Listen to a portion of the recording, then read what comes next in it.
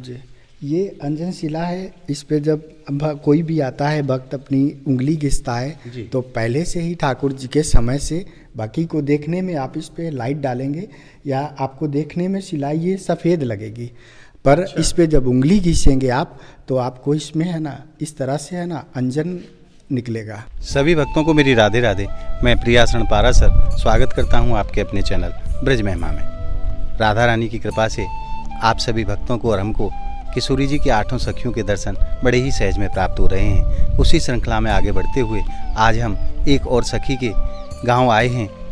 हमारी लाडली जी की एक और सखी हैं जिनको इंदुलेखा जी कहा जाता है और श्रीधाम बरसाना से लगभग 5 किलोमीटर की दूरी पर यह स्थान स्थित है जिसको आंजनोक गांव कहा जाता है, जिसका प्राचीन नाम है अंजनवन। यहाँ ठाकुर जी अंजन विहारी स्वरूप में विराजमान हैं किशोरी जी के साथ में, और यहीं इंदुलेखा सखी भी विराजमान हैं। तो आइए चलते हैं आज उनके दर्शनों के लिए और उनकी कृपा को प्राप्त करने का आज प्रयास करते हैं। ये बहुत ही प्राचीन स्थान है। आइए चलते हैं इस स्थान के अलौकिक और दिव्य दर्शनों के लिए। मैं आपको बता दूं, यहाँ ठाकुर जी की एक बहुत ही सुंदर सी लीला हुई है जिसको पूज्य महाराज श्री जो यहाँ सेवायत हैं, मंदिर की सेवा करते हैं, हमारे ठाकुर जी की सेवा किया करते हैं, उनके मुख से जानेंगे। तो आइए चलते हैं इंदुलेखा जी के श्री चरणों में और हमारी लाडली जी के श्री चरणों में और आनंद लेते हैं आज के दिव्य दर्शनों का। ये जो मेरे पीछे आप स्थान देख रहे हैं, यह ठाकुर जी का झूला है। यहाँ ठाकुर जी झूला झूला करते थे और आज भी ठाकुर जी यहाँ झूला झूलने के लिए पधारते हैं हमारी किशोरी जी के साथ। तो आइए चलते हैं।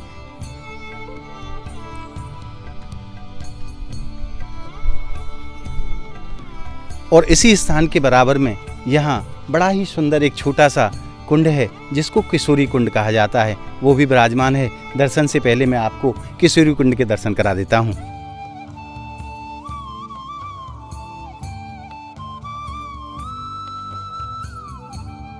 हमारी इंदुलेखा जी के गांव आंजनोक में विराजमान एक पवित्र कुंड है जिसको किशोरी कुंड कहा जाता है, परंतु यहाँ समय के हिसाब से कोई भी विकास का कार्य नहीं हुआ है और बहुत ही प्राचीन यह स्थान है। आप दर्शन एक बार करें, जिसको किशोरी कुंड कहा जाता है।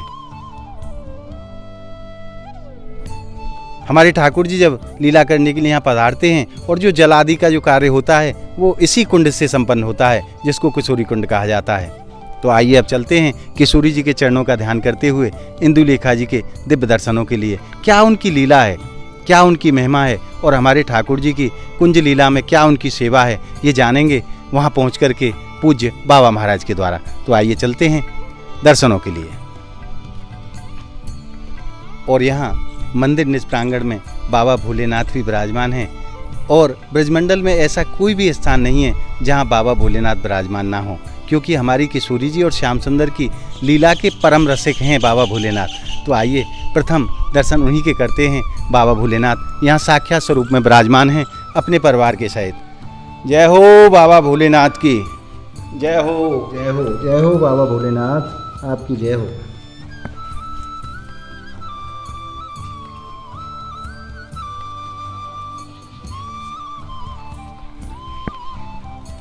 और हमारे ठाकुर जी की लीला में ऐसे रसिक हैं ये बाबा भोलेनाथ कि जो नर से नारी बन करके श्रीधाम ब्रजमंडल में विराजमान हैं। आज भी वृंदावन में बाबा गोपेश्वर महादेव के रूप में विराजमान हैं और ब्रजमंडल के अनेकों स्थानों पर बाबा जहाँ जहाँ लीला होती है हमारे ठाकुर जी की, वहाँ साक्षात विराजमान हैं और हमारे प्रभु की और किशोरी जी की लीलाओं का नित्य आनंद लिया करते हैं। आइए अब चलते हैं इंदुलेखा जी के दर्शनों के लिए, प्रवेश करते हैं मंदिर निज प्रांगण में।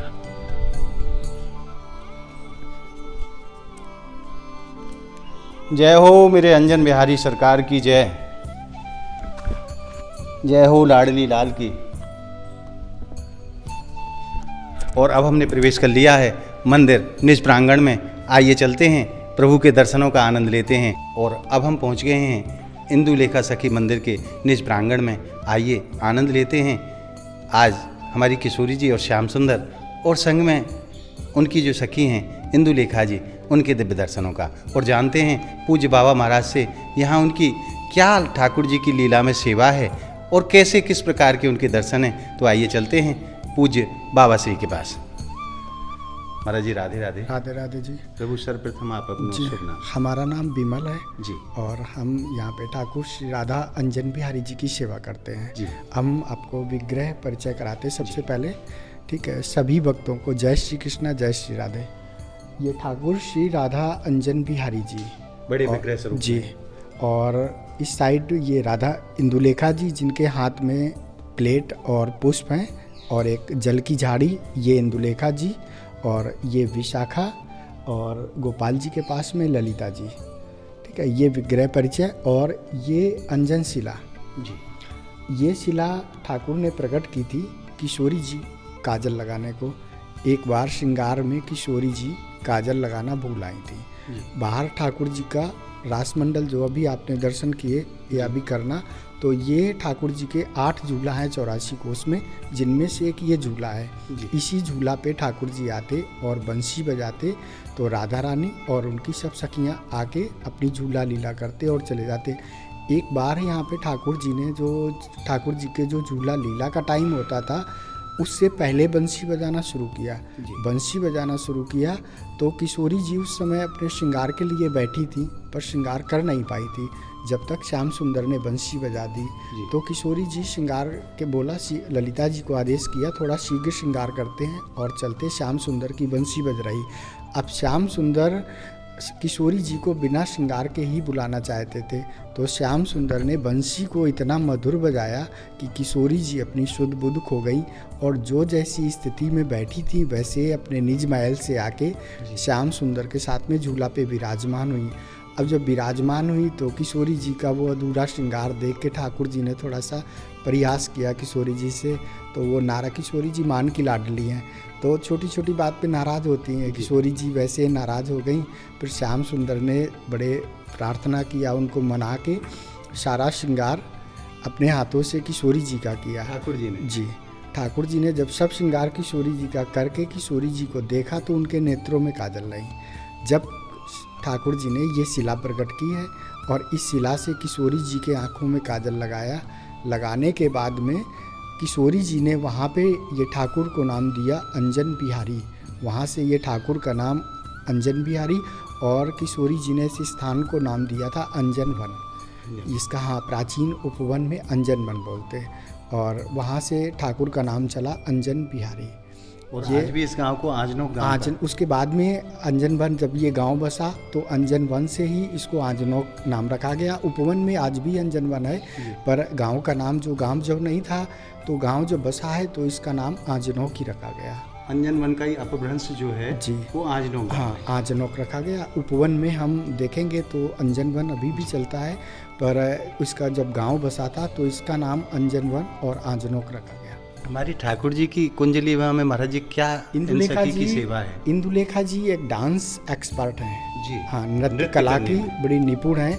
बाकी और भी ये सेवाएं करती हैं, पर ये विशेष जो इनकी किशोरी जी की सेवा में जो ये नृत्य कला का करती हैं और सभी सखियों को सिखाती हैं। किस लीला में कौन सा नृत्य होगा उसके लिए ये निश्चित करती हैं कि ये नृत्य होगा, उसके लिए फिर सभी सखियों को प्रशिक्षित करती हैं।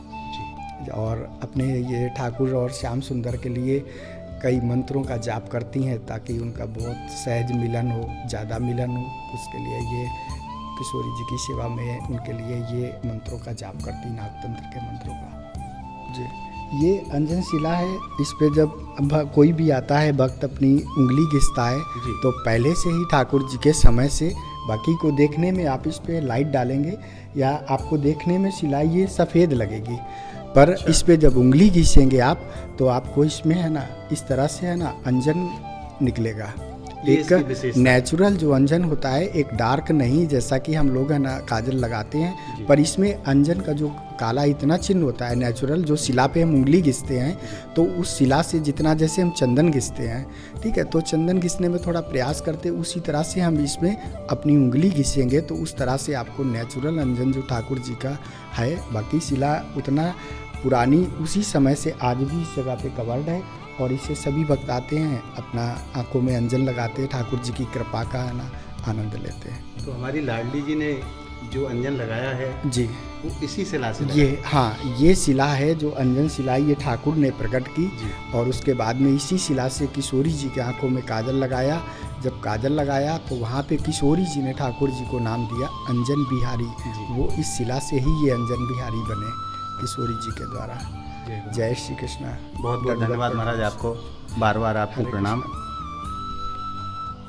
तो आपने देखो यहाँ की कैसी सुंदर महिमा है और लगभग 5,500 साल से यह शिला यहाँ विराजमान है, जो हमारे ठाकुर जी ने इस शिला से अंजन उठा करके हमारी किशोरी जी के नैनों में लगाया है। मैं भी आपको एक बार दिखा देता हूँ। देखने में बिल्कुल साधारण ये प्रतीत होती है, परंतु जैसे ही हमारी किशोरी जी का नाम लेकर के इस पे उंगली जो घिसते हैं श्री राधे श्री राधे श्री राधे, तो उंगली पे ये अंजन आ जाता है।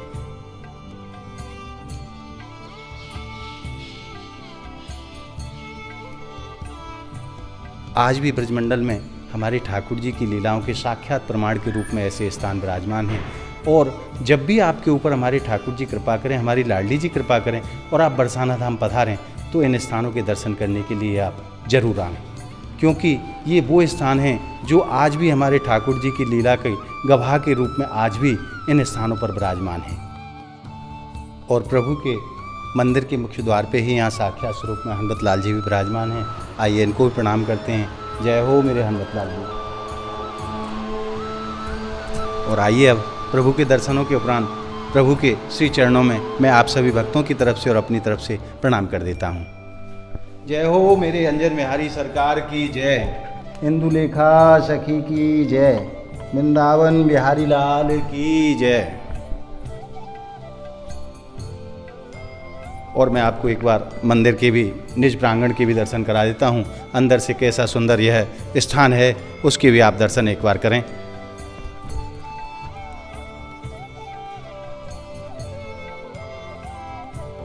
और आज आपने हमारी किशोरी जी की परम प्रिय सखी श्री इंदुलेखा जी के दर्शन के रूप में हृदय में जिस आनंद रस को आज प्राप्त किया है, वो आनंद रस आपको कैसा लगा हमें कमेंट के माध्यम से ज़रूर बताएं। और हमारी इस वीडियो को आप ज़्यादा से ज़्यादा लाइक करें, ज़्यादा से ज़्यादा शेयर करें, ताकि सभी भक्तों तक ऐसे दुर्लभ दर्शन पहुंच सकें। अगर आप हमारी इस वीडियो को फेसबुक के माध्यम से देख रहे हैं तो पेज को ज़्यादा से ज़्यादा संख्या में फॉलो करें। और अगर आप यूट्यूब के माध्यम से देख रहे हैं तो हमारे चैनल को ज़्यादा से ज़्यादा संख्या में सब्सक्राइब जरूर करें, ताकि ब्रजमंडल के ऐसे अद्भुत दर्शन आप सभी भक्तों को प्राप्त होते रहें।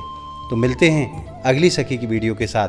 तब तक के लिए श्रीधाम बरसाना आंजनोक गांव से सभी भक्तों को राधे राधे।